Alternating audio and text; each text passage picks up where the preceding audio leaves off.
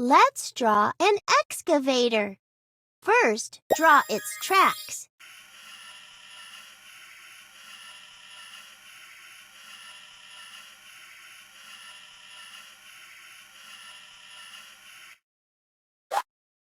Now draw a truck roller.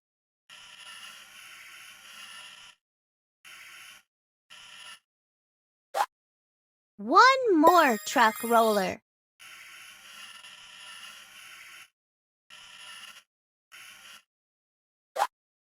And one more.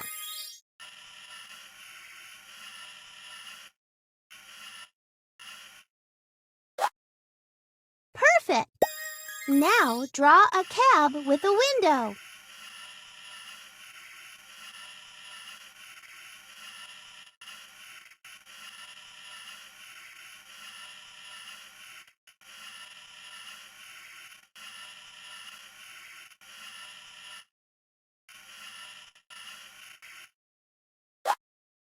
Now the engine.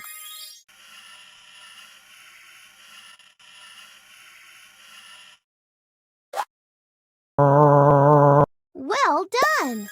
Draw a boom for your excavator. And an arm. And now draw a bucket so your excavator can dig the ground.